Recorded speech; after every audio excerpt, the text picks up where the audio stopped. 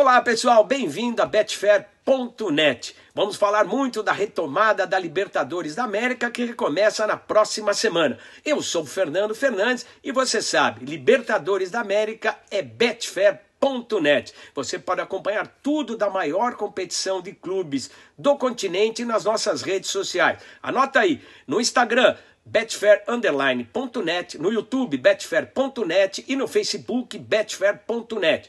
Betfair,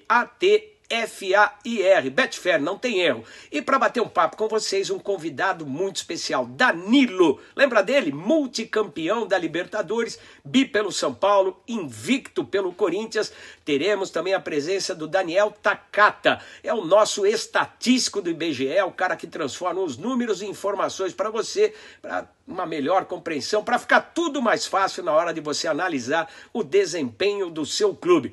Teremos também a presença do Mauro César Pereira, embaixador da Betfair, nome forte, opinião contundente. Ele também estará aqui nesse bate-papo para analisar tudo dessa retomada da Libertadores da América e também da Luana Maluf, que foi aí a primeira pessoa a falar do futebol feminino no YouTube. E eu convido todos vocês para esse papo com a gente. Chama a Luana para começar essa conversa. Fala, Luana, tudo bem? Danilo, seguinte, a primeira pergunta que a gente tem para você é sobre a dificuldade de vencer a Libertadores no campeonato que causa tantas emoções aí no torcedor. Então, para mim é um privilégio muito grande de falar sobre a Libertadores, né? Que eu fui privilegiado aí, que eu disputei várias Libertadores, né? Joguei várias Libertadores, então a gente tem uma experiência muito grande. Graças a Deus eu fui campeão pelo Corinthians e pelo São Paulo, né? Fui vice também pelo São Paulo em 2006, então é um campeonato diferente. Para você ser campeão da Libertadores, na minha opinião, você tem que ter um time que saiba jogar fora de casa igual jogar dentro. Não adianta jogar bem só em casa. Se você, para chegar nas finais e conquistar títulos, você tem que ganhar fora de casa. Então, as duas Libertadores que eu fui campeão aí, foi desse jeito. Um time muito compacto, ganhava dentro de casa e não perdia fora. Então, com isso, você ganha corpo e vai chegando até as finais para ser campeão. Danilo, pela maneira como o Flamengo se fortaleceu, né, no ano passado, muita gente aponta o atual campeão como novamente um favorito ao título. Como é que você vê essa situação do Flamengo em relação à Libertadores e também, claro, os outros adversários, os seus rivais, que também buscam o mesmo objetivo? Então, a gente sabe que o Flamengo vem numa crescente muito grande, né? No ano passado fez a Libertadores muito boa. E se você vê hoje no Brasil, é um time que joga melhor, né? Acho que teve uma oscilação aí agora com a saída do treinador, mas já voltou ao rumo de novo. Então, eu vi esse último jogo agora contra o Fluminense, né? O Flamengo está sobrando mesmo em campo. E, na minha opinião, é candidatíssimo a chegar às finais de novo na Libertadores. Agora, se vai ganhar ou não, vai depender muito, né? Porque a gente sabe que tem os times argentinos, não é fácil, eles são fortes também, apostam muito na Libertadores, então, mas eu acredito aí que o Flamengo tem chance de ganhar de novo. Danilo, você tem muita experiência com a Libertadores, você fala do campeonato de uma forma muito marcante, mas o nosso interesse é em saber qual foi o time mais difícil que você já enfrentou, assim, qual foi o melhor elenco, o melhor jogo para você? Então, acho que o jogo mais difícil que eu enfrentei foi contra o Boca Juniors, na final da Libertadores ali, 2012, né? O primeiro jogo lá que a gente empatou 1-1. A gente sabe que lá não é fácil jogar, né? Lá no campo deles, campo lotado, torcedor perto, a pressão para chegar no estádio, então isso aí acaba influenciando muito. Mas eu acho que nosso time era experiente, né? E soube administrar bem isso, porque se você não tem jogadores experientes numa final, no jogo lá fora, o primeiro, aí você vai lá, perde 2-0, então é difícil você reverter em casa, né? E os times argentinos focam muito nisso, nessa pressão de chegar no estádio, o torcedor até empurrar o ônibus do adversário para chegar no estádio, então eles usam muito isso, né? E a pressão muito grande foi dentro de campo. Só que o nosso time também era experiente, então a gente absorveu muito bem isso aí. Agora a gente vai jogar a bola aí para o Daniel, nosso especialista dos números. Daniel, em um ano tão atípico, o que você tem para falar para a gente aí do que esperar dessa competição? Pois é, falando aqui já como estatístico, né, a gente teve essa parada da pandemia, é um pouco difícil a gente fazer uma avaliação muito precisa, porque os times brasileiros já voltaram no Campeonato Nacional, os argentinos não, então é um pouco difícil fazer uma projeção muito precisa, porque é uma situação inédita. Pelos números, pelas probabilidades, o Flamengo continua sendo o time com mais chance de título. Eu cheguei ali em torno de 20% de chance de título para o Flamengo. A gente não pode descartar tudo que o Flamengo fez ano passado, começo desse ano. Apesar de ter trocado de técnico, né, ter tido uma fase de adaptação ali, não dá para descartar o que o Flamengo fez. O Flamengo já está na segunda posição do Brasileiro, é o time que mais finaliza, tem mais finalizações certas. Tudo isso entra nesses cálculos de probabilidades, né? Mas, e por outro lado, também a gente não pode descartar, por exemplo, que o River e o Boca Juniors fizeram antes da parada. O Boca foi campeão argentino com um final avassalador. O River também está muito bem, vem muito bem nos últimos anos aqui da Libertadores. Depois do Flamengo, eles são, numericamente, os que têm mais chances, né? O River com 18%, e o 16% e o Boca com 8%. São os três times assim elencados assim com maiores chances de título. E aí depois disso vem os brasileiros. Mas é isso, né? É um pouco difícil fazer essa projeção por causa da parada, mas considerando o que a gente viu antes, considerando o que a gente viu depois, e a gente pode tomar até o exemplo lá da Champions League, da Liga dos Campeões, em que, por exemplo, Paris Saint-Germain não vinha jogando o Campeonato Francês, o Bayern de Munique vinha jogando o Campeonato Alemão. O Paris Saint-Germain estava muito bem antes da parada. Era meio uma incógnita. O Bayern de Munique estava bem depois da parada, e os dois chegaram à final. Então você não pode descartar nem o período antes, nem o período depois. Então, por esses levantamentos aqui, acabou refletindo nesse ranking, né, dos times com maiores chances. Flamengo, River e Boca, e aí depois aparecem os brasileiros. Danilo, o que você acha das chances dos brasileiros, né, os demais brasileiros nessa Copa Libertadores, né, tão atípica, né, com pandemia, com dificuldades de logística para viajar, países em diferentes momentos, né, na luta contra a doença? O que você acha que os demais brasileiros podem conseguir, né, nessa edição do torneio? Então, eu acho que todo time brasileiro entra forte, né? A gente sabe que Libertadores, eu acho que isso também é muito importante, porque você vai encorpando a competição, entendeu? Eu acho que às vezes você não inicia bem, mas no decorrer da competição você vai encorpando, o time vai jogando bem, vai se adaptando, é igual eu falei, o time que joga bem dentro de casa, joga bem fora, a chance de ser campeão é muito grande. Então, isso são jogos de mata-mata, né? Eu acho que a primeira fase, quando passa, você encorpa muito, porque depois iguala muito, é um jogo lá e um jogo aqui. Se você sabe jogar dentro de casa e fora, você acaba passando, né? Então, a gente sabe que o time brasileiro, a chance de ser campeão é grande, mesmo que na Argentina tem o River, tem o Boca, que tem uma camisa pesada em Libertadores, né? Eles dão valor nisso mesmo, é o campeonato que eles mais gostam de ganhar, né? Então a gente sabe que os brasileiros também têm muita chance, né? Mas eu tô torcendo aí para quem sabe esse ano aí o Brasil, o time brasileiro possa ganhar de novo, né? A gente possa chegar lá e quem sabe algum time brasileiro ganhar o Mundial, né? Eu acho que o Mundial a gente já tem 8 anos, né? A gente ganhou o Corinthians em 2012. Então, acho que já está na hora de um time brasileiro voltar a ganhar, né? Então, a gente está na torcida aí, espero que possa ser esse ano aí. Mauro, a gente tem acompanhado uma queda técnica nos times depois da volta. Como você enxerga essa mudança de postura? Eu acho que os times estão passando por muitas transformações, né? Se a gente lembrar a fase inicial da Libertadores, né? Se pega o caso do São Paulo, a quantidade de idas e vindas do São Paulo, né? Quando parou o futebol, o São Paulo tinha vencido o Santos pelo Campeonato Paulista, a LDU em casa pela Libertadores, aí ficou numa paz danada. Aí, de repente, volta o futebol, o São Paulo consegue ser eliminado pelo Mirassol, entra em crise, aí ganha um jogo, perde outro, uma hora o Diniz é gênio, outra hora não serve mais. Então, assim, é absolutamente impossível imaginar o que vai acontecer com o São Paulo. Vai jogar agora com o River Plate, mas o River também, né, como o Daniel já falou, já voltando só agora, os times argentinos não estão jogando, o campeonato argentino não voltou, então é um adversário também que é misterioso por conta da falta de ritmo, né, de jogo, mas o São Paulo é um time muito inconstante. O Palmeiras ainda não consegue ter regularidade, né, é um time que ainda acho que muito aquém daquilo que pode apresentar pela qualidade do elenco. O Palmeiras pode ir muito além do que tem jogado, apesar de um ou outro jogo bom, como contra o Corinthians, contra o Santos, que foram boas partidas, né? O Grêmio completamente sem rumo em dado momento, tentando se encontrar, uma situação mais complicada. E o Internacional crescendo, né? O Inter perdeu os Grenais nesse ano, mas o Inter jogou muito bem o Grenal da Libertadores na casa do Grêmio, se impôs, boa parte do jogo, foi 0-0, teve briga no final, mas quando a bola rolou, acho que o Inter naquele momento se apresentou bem.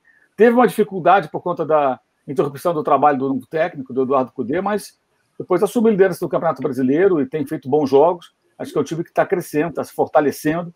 E o Atlético Paranaense, o time do ano passado não existe mais, né? Entrou em zona de rebaixamento na Série A, um time que perdeu muitos jogadores e já demitiu o técnico, né? O Dorival Júnior saiu, tem um técnico interino que também não consegue vitória, 7 jogos sem vencer. Então é um time que até tem hoje outras preocupações ali da Libertadores, situação bem complicada, né? Porque não pode ficar nas últimas colocações do Brasileiro. Então acho que o Palmeiras pode crescer mais, o São Paulo depende muito de estabelecer uma mínima regularidade. O Grêmio tem que encontrar um padrão de jogo, né? O Renato não vive um momento muito bom. E o Inter, eu acho que é o time que cresceu, desse grupo cresceu. O Santos também trocou de técnico, né? Então, agora com o Cuca tentando reiniciar um trabalho, né? Que tem sido até interessante. O Santos tem feito bons jogos, não tem um time tão forte, mas tem uma boa força ofensiva, jogadores como Marinho e Soteldo, que são caras que decidem jogos, né? Desequilibram jogos. E tem sido até um time bem agressivo, um time interessante, acho que pode até fazer uma boa campanha, embora não figure entre os favoritos. Danilo, eu queria perguntar para você, ultimamente, essa parte de análise de desempenho, análise de estatísticas de times de futebol, os times têm departamentos especializados nisso, essa área vem crescendo. Nos times que você jogou, se utilizavam muito essa análise numérica, essas análises estatísticas, e essas análises eram passadas para os jogadores para tentar, de alguma forma, maximizar e melhorar o desempenho dos jogos?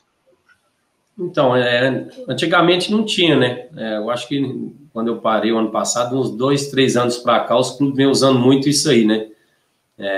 Até mesmo fisicamente, fisiologista, para ver como você está para treinar, até no Corinthians mesmo lá, às vezes você chegava, fazia o teste, não, tá desgastado, fica fora de treino. Eu acho que às vezes isso ajuda um pouco, né?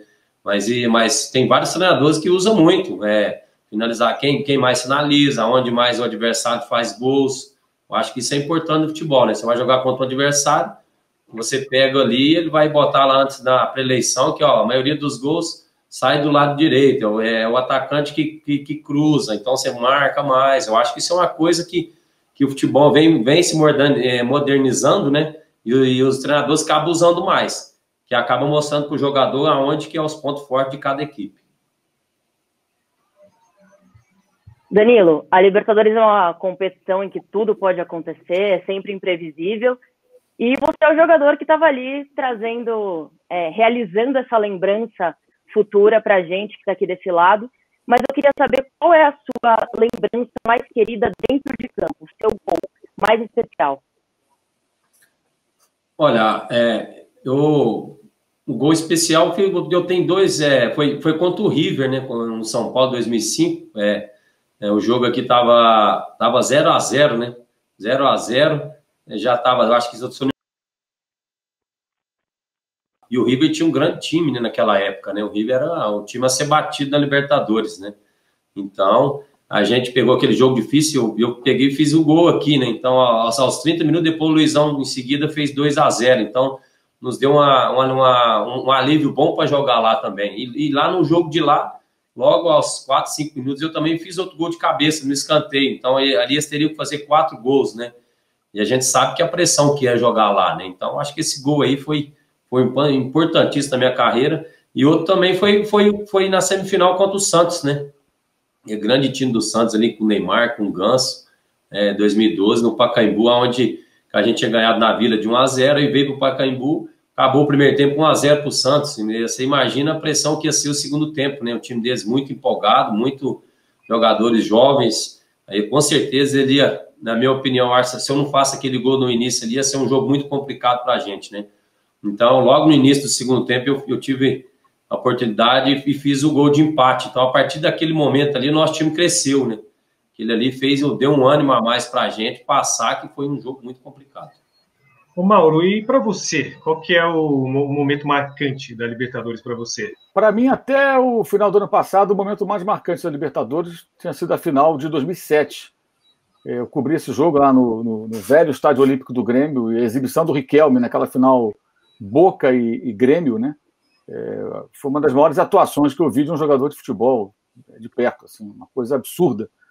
Como ele dominou, ele botou o jogo literalmente no bolso, e o Grêmio não foi páreo, né, pro Boca do Riquelme, e ganhou por 3-0 e levou a Libertadores da América. Foi a última vez, né, que o Boca conquistou a Libertadores. Depois disso, não mais conquistou. Lá se vão 13 anos, né? A gente até esquece um pouco isso, porque vira e mexe chega na final, mas perdeu o final para o Corinthians, perdeu o final para o River Plate, mas aquela foi uma grande conquista. Mas aquele jogo, para mim, ficou superado pelo que eu acompanhei lá em Lima no ano passado. Aquela virada do Flamengo no final contra o River Plate foi roteiro de filme de suspense, né? Negócio absolutamente improvável, que só havíamos visto numa final de Liga dos Campeões de 99, quando o Manchester United virou para cima do Bayern de Munique, lá em Barcelona, né? E com gols também assim nos acréscimos, gol do Ted Sheringham e o gol do Solskjaer, hoje técnico do time, né, de Manchester. Foi algo bem parecido e impressionante, né? Com um gol aos 43, o outro gol nos acréscimos, da maneira que aconteceu. Aquilo foi impressionante, foi, acho que talvez um dos maiores momentos da história do futebol, né? Pela forma como a virada aconteceu, numa decisão e num novo formato, né, de uma final em jogo único, que a gente até muitas vezes questiona aqui na América do Sul, né, porque a gente tem uma outra cultura em relação à Europa, aqui é jogo de ida e volta, está acostumado com isso, mas funcionou, incrivelmente funcionou, foi até uma experiência interessante. Eu mesmo, que era radicalmente contra, dei um pouco assim o braço a torcer, que funcionou, foi legal, assim, num país neutro, duas grandes torcidas, né, um deslocamento de 40, 50 mil pessoas dos seus países, né, da Argentina e do Brasil, para acompanhar o jogo, mesmo com os problemas que aconteceram no Chile, que obrigaram a mudança repentina ali de última hora, né, para a capital do Peru. Então teve muita dificuldade logística, mas acabou sendo bem legal, diferente, uma situação assim inédita, né? Você na América do Sul, um jogo de dois grandes clubes do continente, num país neutro, com duas torcidas dividindo o estádio, e uma final absolutamente incrível, né? Com aqueles dois gols do Gabigol no final.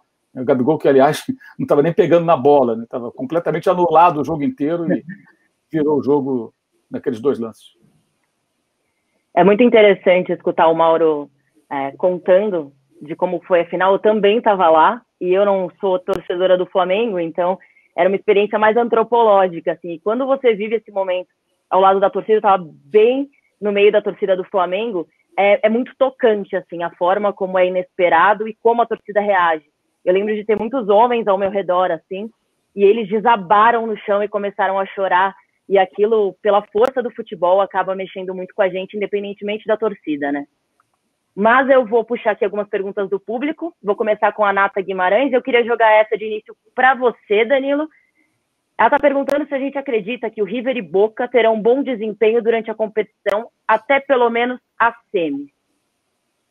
Eu acho que com certeza, né? Porque igual eu falei, o time deles pode não ser bom, mas na Libertadores não sei o que acontece, né? As coisas se encorpam na competição, eles e acabam chegando. Você pode ver aí, quase todo ano é difícil, né? Vamos ver um ano aí, não classificou na primeira fase, o Boca nem passou.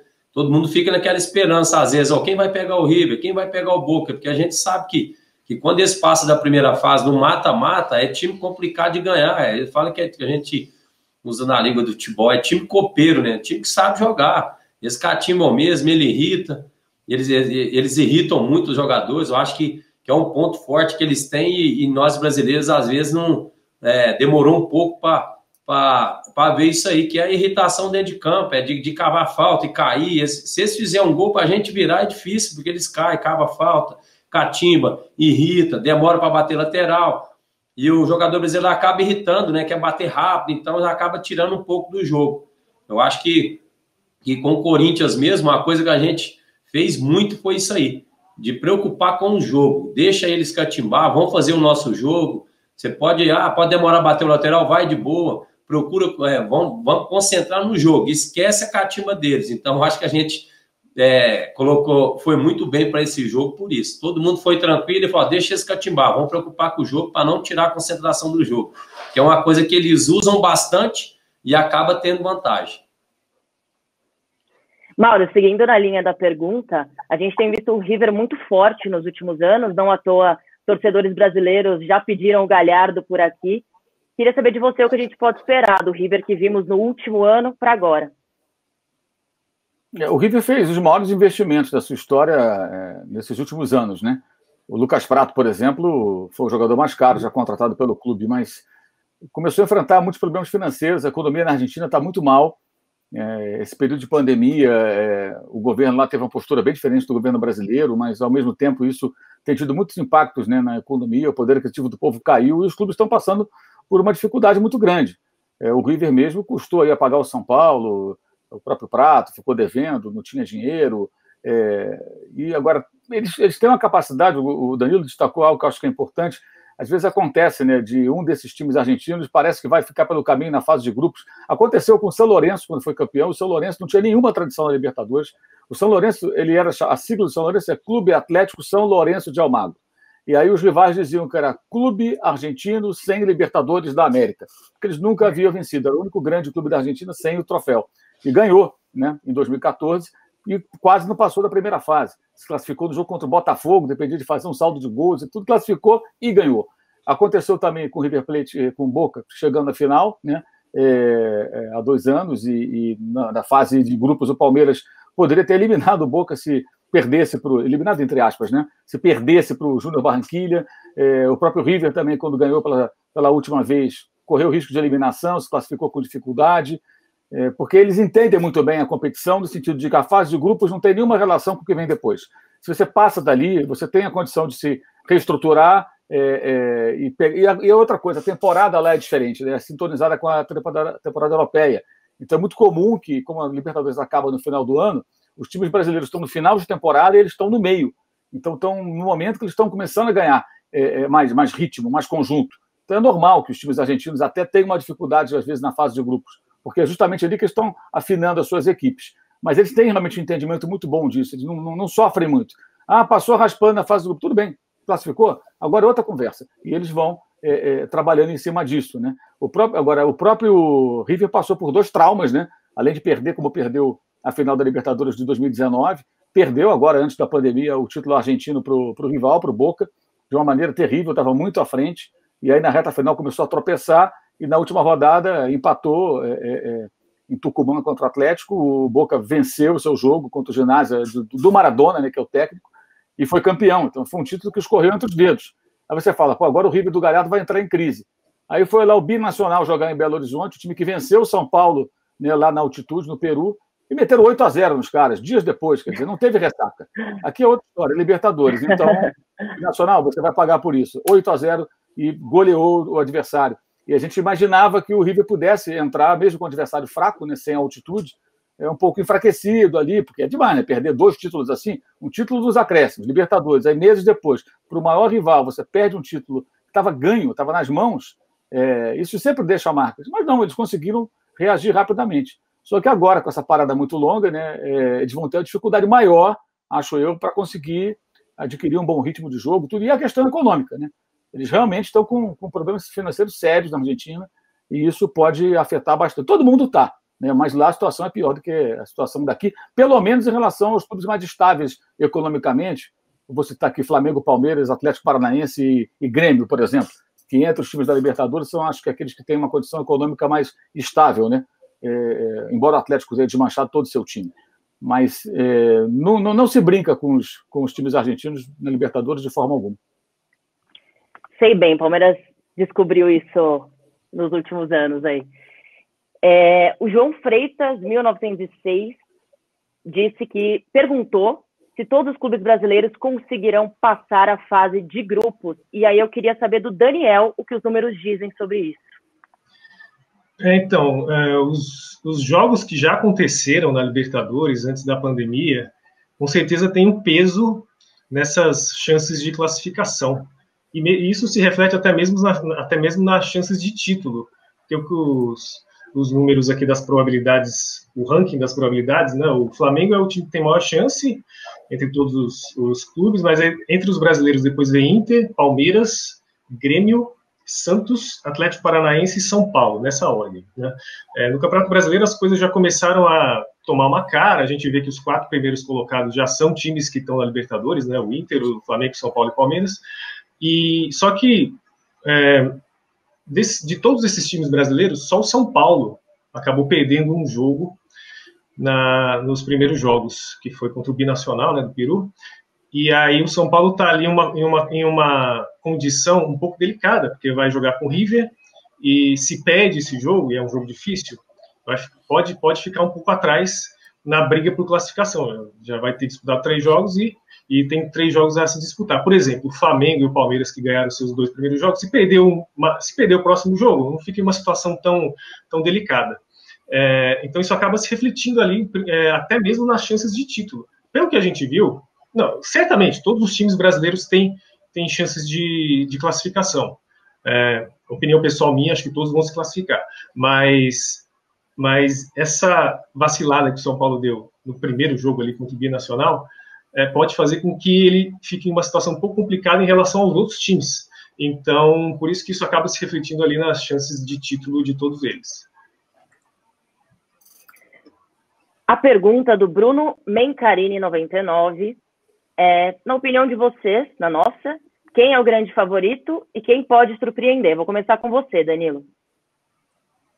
O favorito aí eu coloco o Flamengo. O Flamengo entra com favoritismo aí, porque vem com a mesma equipe, né? Mudou muito pouco, né?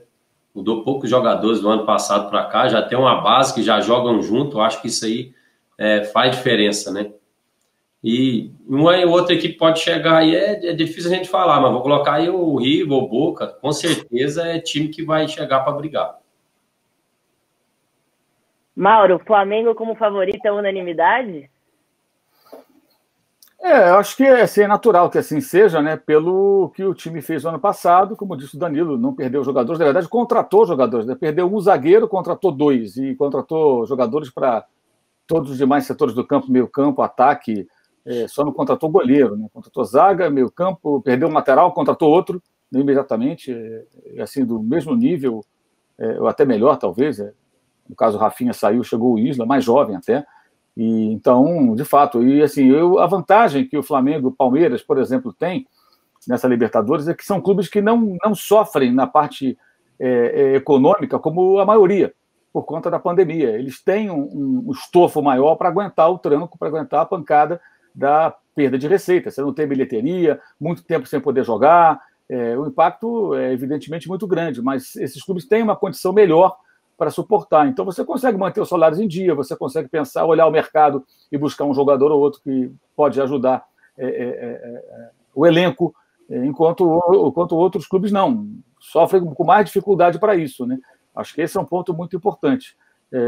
Acho que a gente tem que sempre esperar mais do Palmeiras, embora o Luxemburgo há muito tempo não faça um grande trabalho, ele tem um elenco que, no mata-mata, pode levá-lo a avançar, mesmo o time não conseguindo, tendo grandes atuações, né?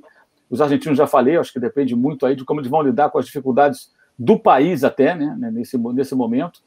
E aí o Grêmio normalmente abandona o brasileiro e vai com tudo na Libertadores, né? Mas vai precisar se ajustar. E o Internacional é curioso, né? Vamos ver como é que o Inter vai lidar também, porque o elenco é mais curto do que o do Palmeiras e do Flamengo.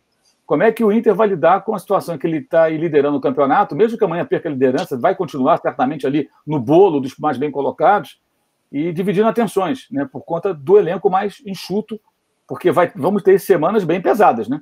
Vamos ter aí períodos bem pesados de muitos jogos, viagens, e aí o elenco vai pesar demais porque as baixas, os desfalques, evidentemente, vão acontecer, em alguns casos, aí numa grande escala, mas acho que é normal aí que o Flamengo seja visto como favorito, pela manutenção do grupo e, como eu falei, o Flamengo e o Palmeiras têm uma condição que outros não têm. É difícil imaginar que eles vão ter salário atrasado.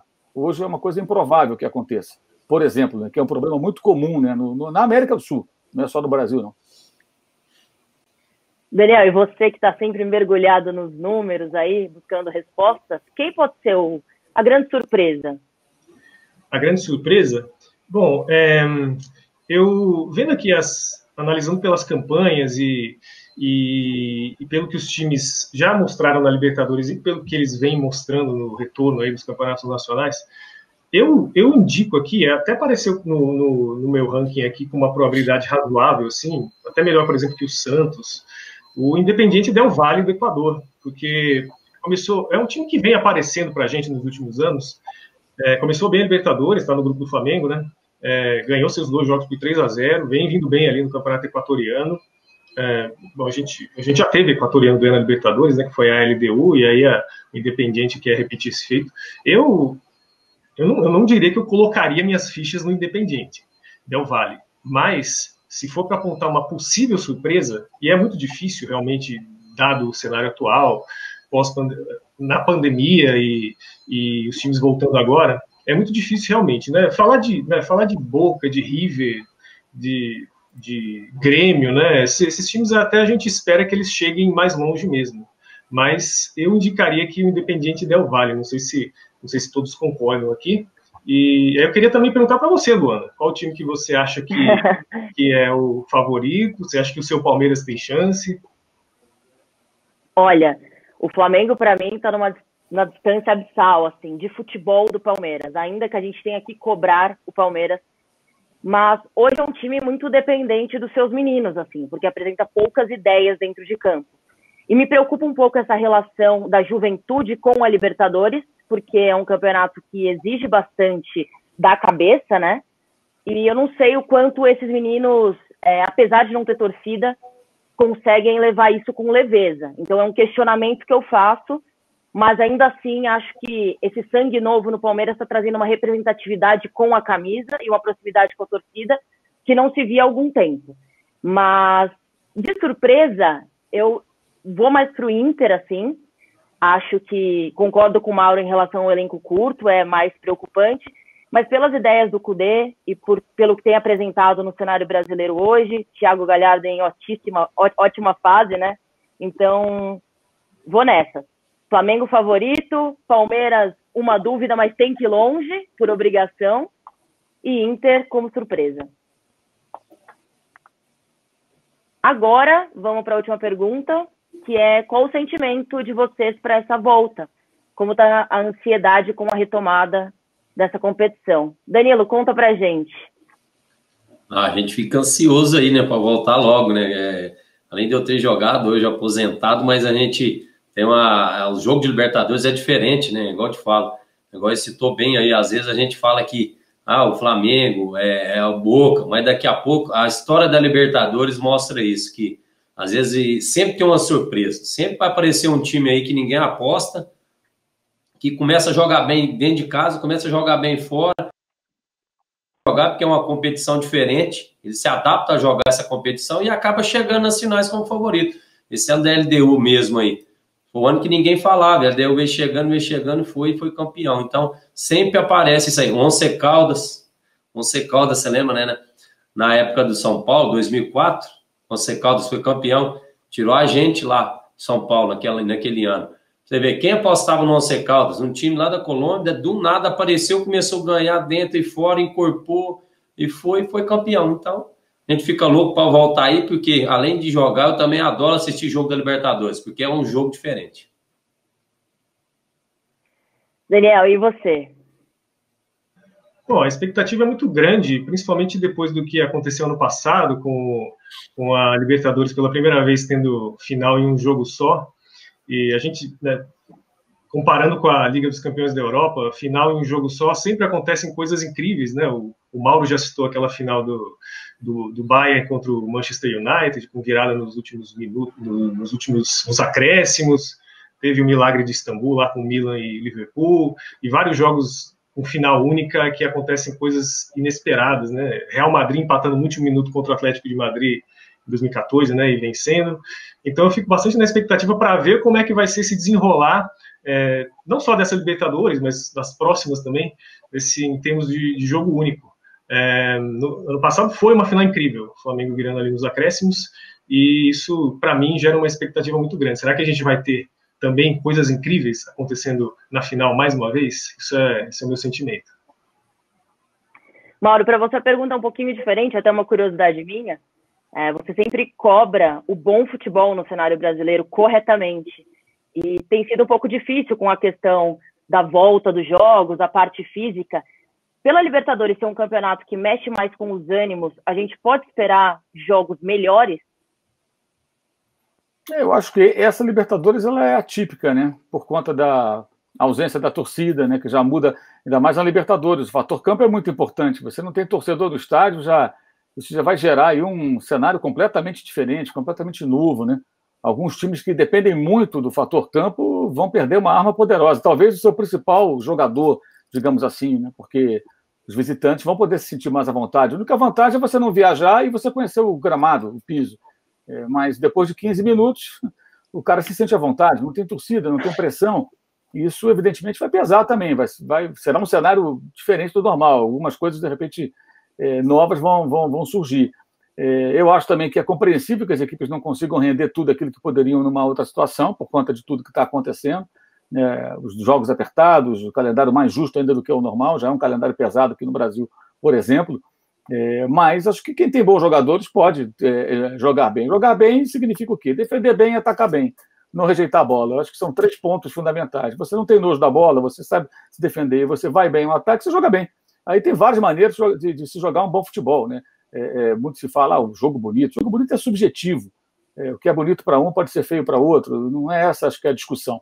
Então, existem... E geralmente, quando você joga bem, que você fica mais próximo da vitória, né? Existe muito aquela ideia de... Aqui no Brasil fala-se muito isso. Prefiro jogar mal e perder e vencer do que jogar bem e perder.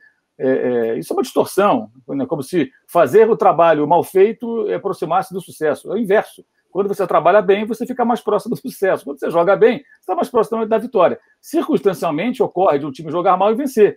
Mas, em geral, não. Os times que jogam bem vencem. O Danilo, que ganhou 2 vezes a Libertadores, sabe muito bem disso. O time do Corinthians jogava mal? Não, jogava bem. O time que se defendia bem e é um time que aproveitava as oportunidades. Né? Não era um time com poder ofensivo avassalador, mas era muito equilibrado e competitivo. Né? Por isso foi campeão. Então, acho que isso a gente tem que cobrar sempre, porque as dificuldades são as mesmas para todos, né?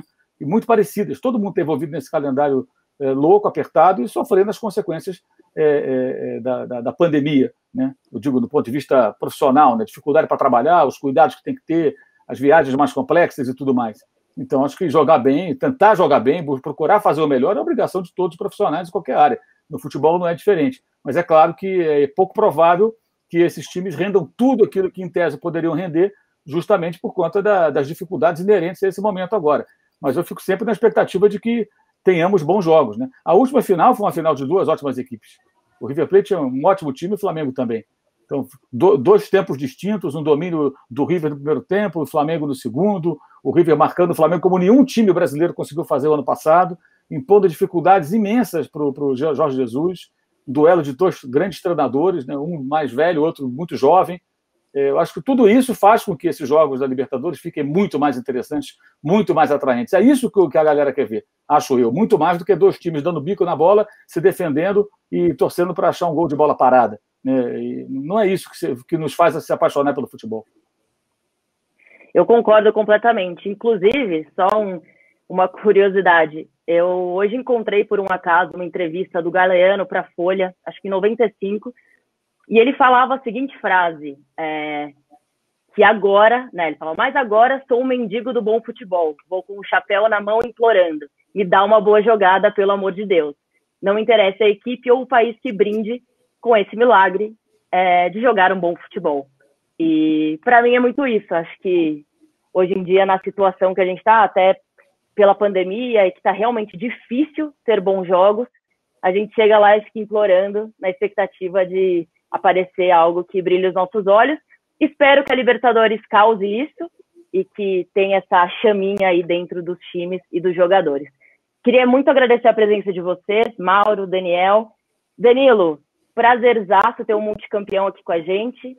Parabéns por tudo, pela carreira e obrigada pela presença. Eu vou jogar agora para o Fernandinho para ele encerrar aí a nossa conversa.